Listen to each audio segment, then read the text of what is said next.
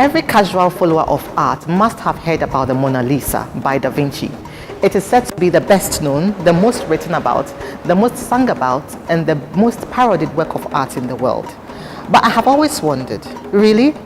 What makes the Mona Lisa so special? I guess the bigger question is, what makes a great piece of art? Is it about technicalities? Or what just looks pleasing to the eye?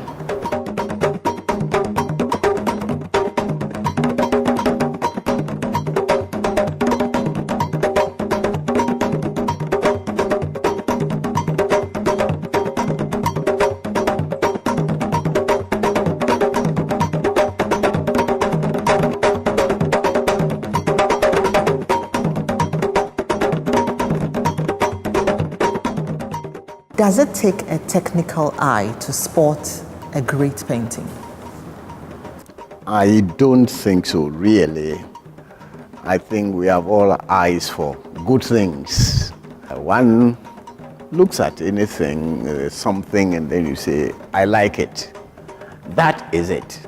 No, I don't like it. And that must be it. When you begin to analyze that, then we go into what we call technicalities.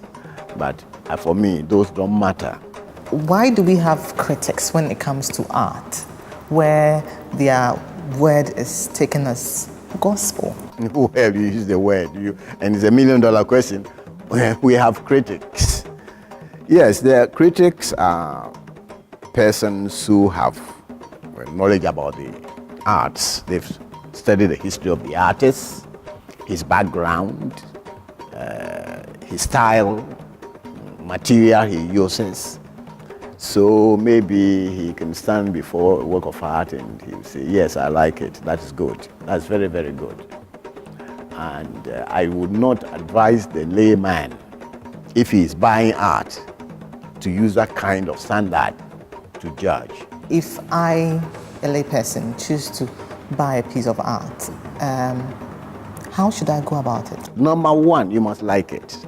Now, there are other considerations.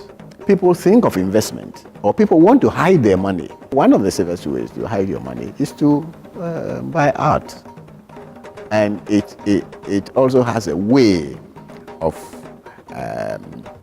growing faster, your money growing faster. The work of art done by a human being with a soul in it is rather considered like a person in itself. It's like a human being in itself. That's the work, because the artist must have imparted, for that work to have gained some national, international recognition, a lot of people liking it and wanting it, it means the artist must have imparted a lot to it. And for that matter, since this same artist cannot produce this same thing again,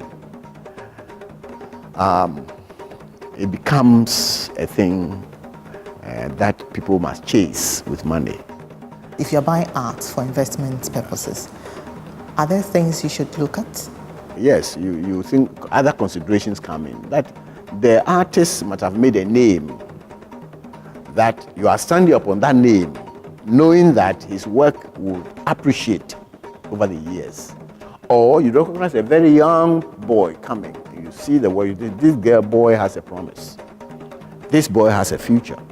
Do you see that kind of culture here in Ghana where people want to invest in art? Yes, it is coming up. The future has promise, and the future looks bright. But I must say there is a caution to that in every culture, when man has eaten and man has shelter over his head, he would begin to look at the finer things of life.